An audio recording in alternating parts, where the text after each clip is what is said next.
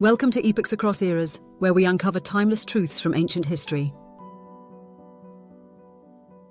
Today we spotlight one of the most influential military thinkers the world has ever known, Sun Tzu. His work, The Art of War, written over 2,000 years ago during the turbulent Warring States period, remains a pillar of strategic thinking, from the battlefield to the boardroom. But who was Sun Tzu? Why was his work so revolutionary? And how did a short, poetic treatise on warfare become required reading for generals, CEOs, and diplomats across centuries and continents? Join us as we explore Sun Tzu's philosophy, tactics, and the enduring legacy of The Art of War, a book where every line is a lesson in wisdom, deception, and discipline. Know your enemy and know yourself, and you need not fear the result of 100 battles. These words come from Sun Tzu, the mysterious general behind the art of war.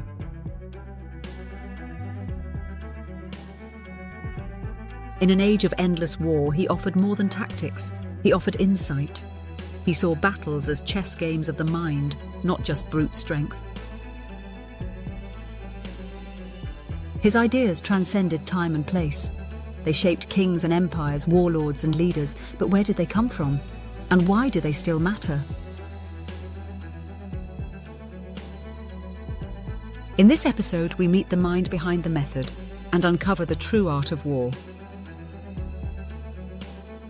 Sun Tzu, also known as Sun Tzu, likely lived during the late spring and autumn period, sometime around the 5th century BCE. Though his exact biography is debated, Chinese tradition tells us he served as a general under King Helu of Wu, one of the powerful southern states of the time.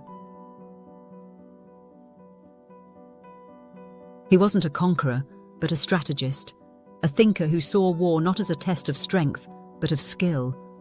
His tactics were subtle, psychological, and deeply philosophical. Legend says that when asked to demonstrate his training methods, Sun Tzu drilled the king's concubines as soldiers. When they giggled and failed to follow orders, he executed the favorites, proving that discipline must override emotion. Whether true or not, the tale shows how seriously his ideas were taken. Sun Tzu's world was one of chaos. Dozens of states competed in deadly power struggles. He believed that the best general wins before fighting. Victory, he taught, lies in planning, deception, and understanding, not violence alone. His insights were compiled in a short but powerful text, The Art of War. In just 13 chapters, he distilled the essence of military wisdom into timeless principles, ones still applied today in politics, sports, business, and life. The Art of War isn't a technical manual, it's a philosophy, and its brilliance lies in simplicity and depth. At its heart is strategy over strength. Sun Tzu teaches that the best general is the one who never has to fight. Victory through maneuver, deception, and wisdom is better than bloodshed. Key principles include: know yourself and know your enemy. Self-awareness and intelligence are essential. Without both, defeat is certain. All warfare is based on deception. Make the enemy believe you are weak when you are strong. Act when least expected.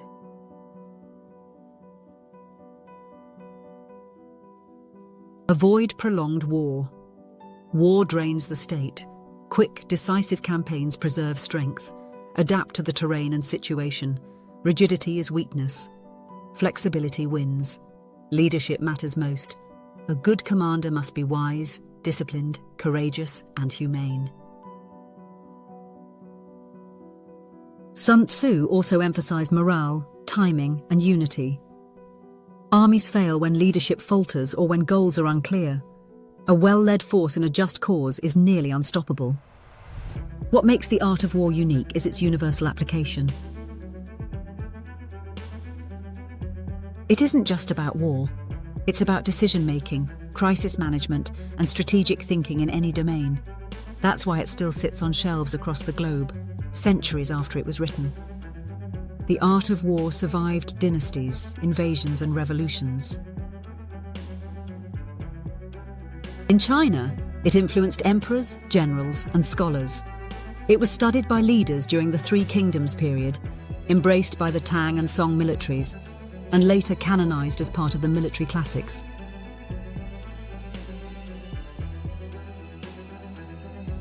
Its influence spread beyond China. Samurai generals in Japan studied it. In Korea and Vietnam, it shaped defensive strategy against invasions. In modern times, Mao Zedong, Vong Nguyen Giap, and even General MacArthur acknowledged its insights.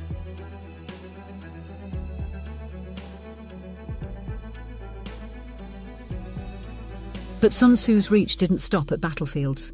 In the West, his teachings entered business schools, political strategy books, and sports management. CEOs quote him. Coaches adapt his tactics. Politicians study his thinking. Why? Because his advice applies to any conflict, not just military. Whether it's launching a product, negotiating a deal, or winning an election, the art of war teaches how to outthink, outmaneuver, and outlast. Its power lies not in encouraging war, but in mastering conflict. Sun Tzu believed true victory required wisdom, timing, and self-knowledge. From ancient scrolls to modern boardrooms, the art of war remains not just a book, but a mindset. And Sun Tzu's voice still echoes. Win without fighting. Sun Tzu didn't just teach how to fight, he taught how to think. His words, forged in an age of war, became tools for peace, success, and self-mastery. In 13 short chapters, he transformed warfare into wisdom and strategy into art. His lessons remain vital. Know yourself, know your enemy, adapt to change, and lead with clarity. In every age we face conflict, and in every age the art of war offers a way through, not with brute force but with brilliance. Sun Tzu's greatest victory wasn't on the battlefield, it was in the minds of all who study him.